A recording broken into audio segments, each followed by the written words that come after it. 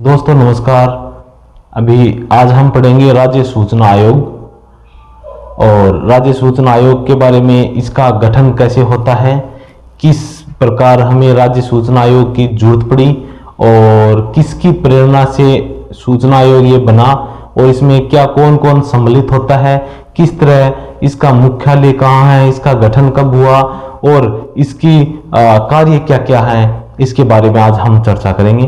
तो सबसे पहले हम बात करते हैं राज्य सूचना आयोग की। तो भाई राज्य सूचना आयोग की जरूरत कैसे पड़ी, तो हम सबसे पहले बता दें कि राज्य सूचना आयोग की जरूरत पड़ी कैसे। 5 अप्रैल 1995 को 5 अप्रैल 1995 को ये मजदूर किसान शक्ति संघ था, उसकी प्रेरणा थी अरुणा राय। किसकी? अरुणा राय थी और अरुणा राय थी।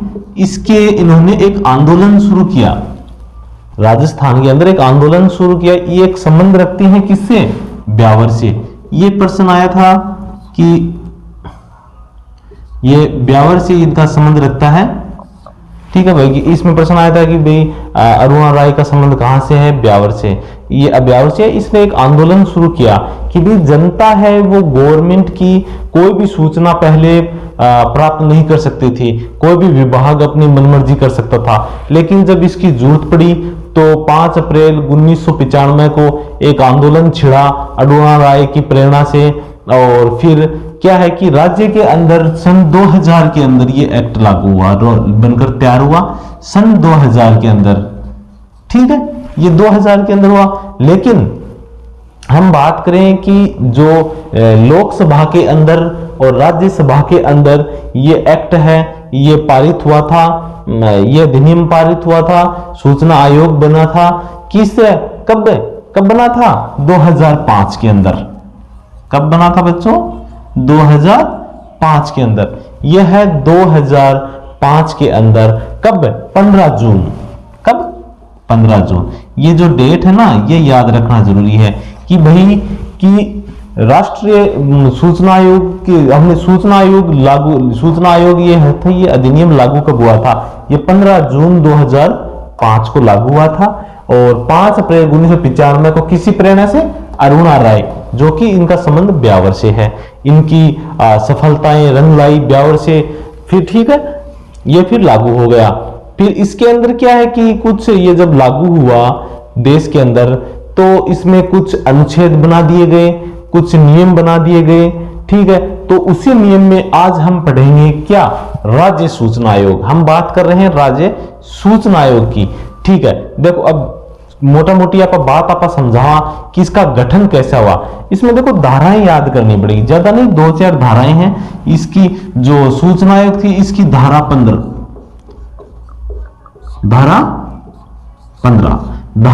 है। ये क्या कहती है? धारा 15 कहती है कि राज्य में एक राज्य सूचना आयोग का गठन किया गया। ये क्वेश्चन आया हुआ है भाई, देखो मोस्ट लगा लो कि राज्य सूचना आयोग के अंदर कि कौन सी धारा के तहत राज्य सूचना आयोग का गठन किया गया?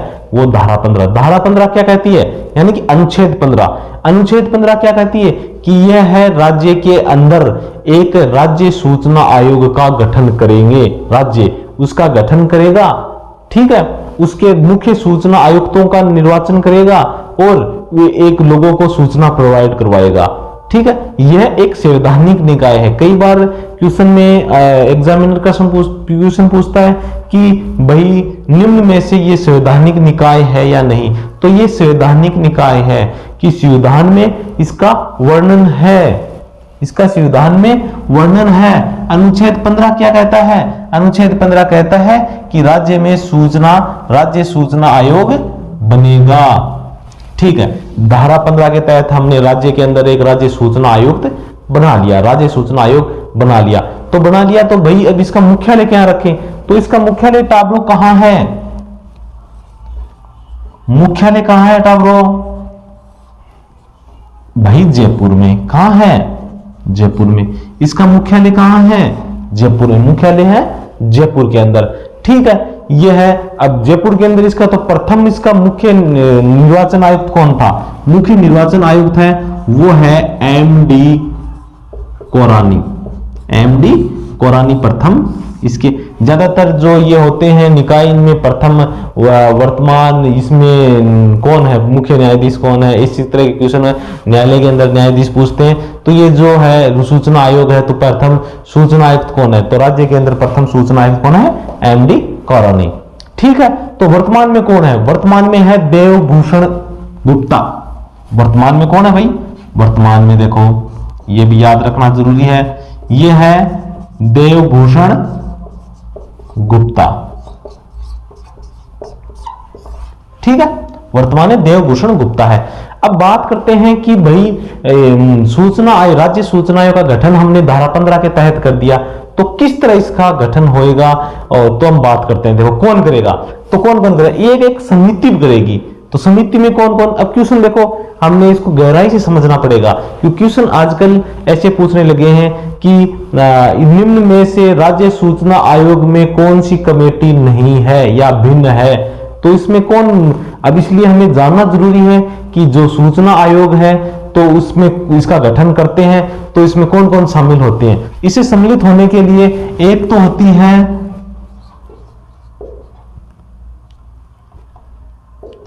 मुख्यमंत्री, मुख्यमंत्री समिति का अध्यक्ष, एक नंबर। ठीक है, दूसरा नंबर होता है, वो होता है विधानसभा का विपक्ष का नेता। ठीक है, एक होता है। ठीक है, तीसरे नंबर पर कौन होता है भाई, तीसरे नंबर पर होता है कि मुख्यमंत्री द्वारा, मुख्यमंत्री द्वारा मनोनीत कैबिनेट मंत्री। अब देखो भाई, अब यह चीज आपने सोच होनी चाहिए कि भाई सूचना आयुक्त का गठन निर्वाचन कौन करता है, मतलब एक तो मुख्यमंत्री समिति का अध्यक्ष होता है, एक विधानसभा का विपक्ष का नेता होता है, और एक मुख्यमंत्री द्वारा मनोनीत एक कैबिनेट का मंत्री होता है। ये तीन जना मतलब सूचना आयुक्त नियुक्त करेगा कि भाई राज्य में किन सूचना आयुक्त, मुख्य सूचना आयुक्त बनाना है, किन सदस्य बनाना। अब कितना सदस्य हो उसका है, तो टाबरों एक तो होता है मुख्य न्यायाधीश, एक तो ब्यूरो है, एक तो होता है मुख्य निर्वाचन आयुक्त, और अन्य हुआ है, तो अन्य अधिकतम कितना उसका है 10। तो हमारे राजस्थान के अंदर एक तो निर्वाचन आयोग होता है मुख्य, और 10 अन्य न्यायाधीश अधिकतम हो सकते हैं। कम करता भी रख, कहां पर 2 भी रखा, 3 भी रख, लेकिन अधिकतम कितने होने चाहिए 10। अब ये क्वेश्चन बना ले कि भाई राज्य के अंदर अधिकतम मुख्य अन्य निर्वाचन आयुक्त कितने हो सकते हैं, अधिकतम 10 हो सकते हैं। ठीक है, अब राज्य सूचना आयोग का हमने गठन कर लिया।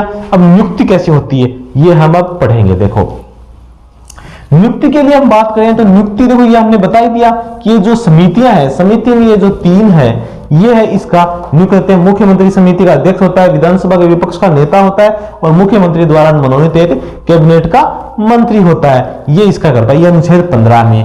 अब बात करते हैं अनुच्छेद 16।